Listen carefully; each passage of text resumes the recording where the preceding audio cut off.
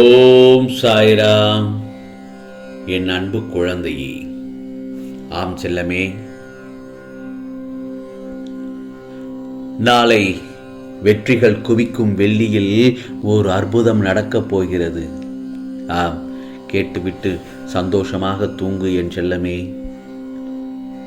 யார் என்ன பேசினாலும் அதை தாங்கிக் கொள்கிற சக்தி நமக்கு உடனே கிடைக்கிறாது. அதுக்கு நம்ம எல்லோருக்கும் பொறுமை ரொம்ப முக்கியம். நம்பிக்கைங்கிறது கண்டிப்பாக வேண்டும். அந்த விஷயத்திலிருந்து வெளியில் வந்து அது என்னென்னு ஆராய்ந்து பார்க்க வேண்டும் என் செல்லமே. நம்ம அக்கம் பக்கத்தில் இருக்கிறவங்களுக்கு, வேண்டியவர்களுக்கு எல்லோருக்கும் நாம் சொல்லணும். அதாவது வார்த்தைகளை கவனமாக பயன்படுத்த வேண்டும் என்று, நிதானமாக பயன்படுத்த வேண்டும் என்று, யார் மனதையும் புண்படுத்த வேண்டாம் என்று அவர்களுக்கு நாம் சொல்லித்தர வேண்டும். இதை திரும்ப திரும்ப சொல்லிக்கொண்டே இரு. எல்லோருக்கும் கடவுளுங்கிறது ஒருத்தர் தான். என்னை நம்பி வர்றவங்களுக்கு, என் மீது பக்தி செலுத்தும் வருவர்களுக்கு மட்டும்தான் வாழ்க்கையில் திடீர்னு கஷ்டங்கள் வரும்போது அவர்களுக்கு நான் அதான் உன் சாயப்பா அரணாக நான் இருந்து காப்பேன் என் செல்லமே. சந்தோஷமாக இருக்காங்கன்னு தெரிஞ்சா என் மனசும் சந்தோஷமாக ஆகிவிடும். நீ நினைப்பது புரிகிறது. எங்கு சென்றாலும் பிரச்சனை. ஒரு பிரச்சனையை சமாளித்து பெருமூச்சு விட்டாலும் அடுத்த பிரச்சனை தொடங்கி விடுகிறது. நான் எவ்வளவுதான் சமாளிப்பேன்? இதிலிருந்து எனக்கு விடுதலை இல்லையா என்று என் செல்ல பிள்ளைகள் புலம்புவது என் காதில் கேட்கிறது. பிரச்சனைகளே இல்லாத வாழ்க்கையை கொடு சாயப்பா, நிம்மதி கொடு சாயப்பா என்று கைகூப்பி என் முன் நிற்பது எனக்கு நன்றாக தெரியும். நீ எவ்வளவுதான் விரும்பினாலும் தாயின் கருவறையில் வாழ மீண்டும் இடம் பெறப்போவதில்லை. அதுபோலத்தான் எவ்வளவுதான் வெறுத்தாலும் கல்லறை உன்னை விட்டுவிடப் போவதில்லை.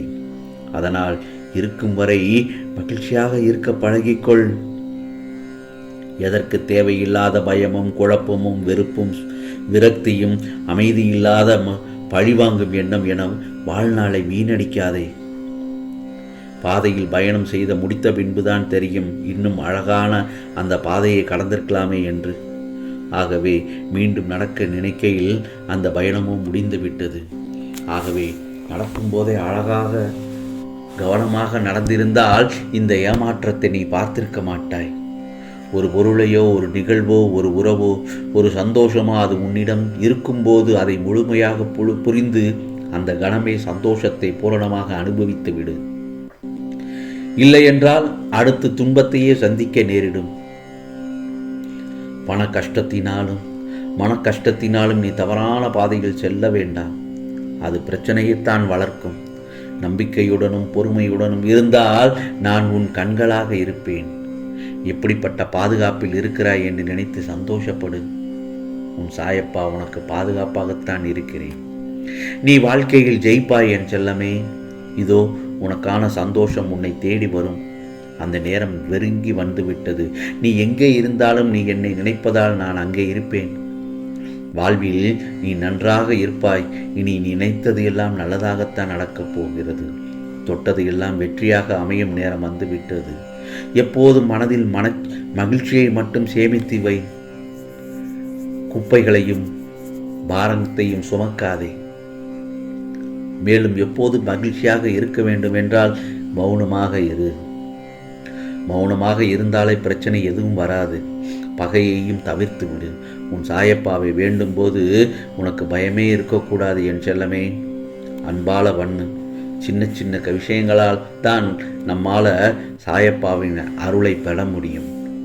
கடவுளுக்கு உண்மையான மனசோட அன்போடு எப்போ சாயப்பாவை நினைப்போம்னு காத்திரு. பெற்றதாய் தந்தை போல் தான் நம் சாயப்பாவும்.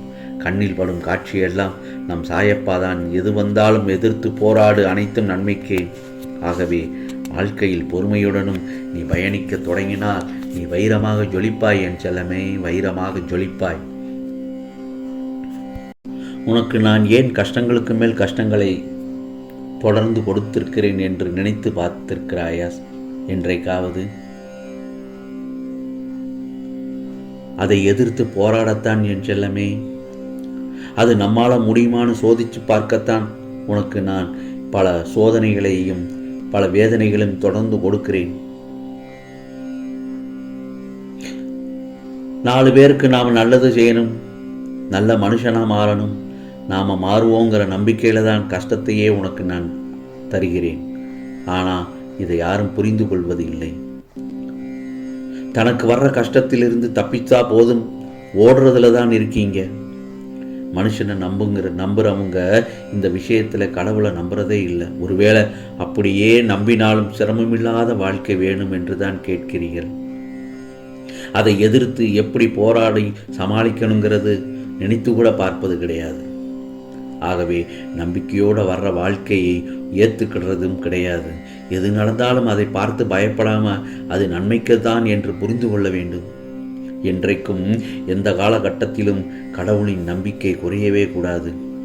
சாயப்பா மேலே நம்பிக்கையும் வைத்துவிட்டால் அவர் பலன் நல்லதை நமக்காக செய்து கொடுப்பார். ஆம் செல்லமே, நீ நிதானம் தவறும் போதெல்லாம் ஒன்று மட்டும் நினைவில் வைத்துக்கொள். பேசும் வார்த்தையானது பேனா முனையை விட கூர்மையானது. எனவே கவனமுடன் பேச வேண்டும். வார்த்தைகளை கொட்டினால் அள்ள முடியாது என் செல்லமே. அது எப்போது வேண்டுமானாலும் மனதை சிதைக்கக்கூடும். மேலும் தேவையற்ற கோபம் நம்மளையே ஏமாற்றிவிடும். பொறுமையை மட்டும் கடைபிடிக்க வேண்டும். மனதில் உறுதியான தீர்மானம் இருந்தால் முடியாத காரியம் கூட முடியக்கூடியதாக மாறும் என் செல்லமே. மனதில் உறுதி இல்லாத போது முடியக்கூடிய காரியம் கூட முடியாத காரியமாக மாறிவிடும். பிறகு பிரச்சனைக்கான தீர்வை அறியும் முன்பு பிரச்சனை எவ்வாறு ஏற்பட்டது என்று தெரிந்து கொள்வது அவசியம்தானே. பிரச்சனை எவ்வாறு ஏற்படுகின்றது? ஒன்று யோசிக்காமல் செயல்படுவது, மற்றொன்று செயல்படாமல் யோசித்து கொண்டிருப்பது. என்ன, உன் சாயப்பா சொல்வது சரிதானே? ஆகவே இந்த இரண்டு விஷயத்தால் மட்டுமே பிரச்சனை ஏற்படுகிறது. எனவே எந்த செயலை செய்தாலும் நன்றாக ஒரு முறைக்கு 2 முறை சிந்தித்து செயல்படு. அப்படி சிந்தித்து செயல்பட்டால் உனக்கானது சிறப்பாக எல்லாமே நன்மையாகத்தான் முடியும். இந்த பிரபஞ்சத்தில் குறைகளே இல்லாத குடும்பமே கிடையாது, வேதனை இல்லாத மனிதனும் கிடையாது. ஆகவே வாழ்நாள் முழுவதும் மகிழ்ச்சியை மட்டுமே அனுபவித்தார்கள் என்பது யாராவது இருக்கிறார்களா என்று கேட்டால் யாருமே கிடையாது இந்த பிரபஞ்சத்தில். இதுவே உலகத்தின் இயல்பு. அப்படி தெரிந்து வாழ பழகிக்கொள் என் செல்லமே. இதுவே நிதர்சனம். ஏன் நீ கஷ்டங்களை பார்த்து பயப்படுகின்றாய்? நம் வாழ்வில் கஷ்டங்கள் மட்டும் இல்லை என்றால் நமக்கு போராடும் குணம் இல்லாமல் போய்விடும் தானே. பிறர் உன்னை பார்த்து ஏளனம் செய்தாலோ எகத்தாளம் செய்தாலோ அதை பற்றி நீ ஏன் கவலைப்படுகிறாய்? உன்னுடன் தான் உன் சாயப்பா நான் இருக்கிறேனை நல்ல முடிவாக எடுப்பதற்கு. பின் ஏன் பயப்படுகிறாய்? நீ போராடும் போது பலர் உன்னை பார்த்து இது வீண் முயற்சி என்பார்கள்.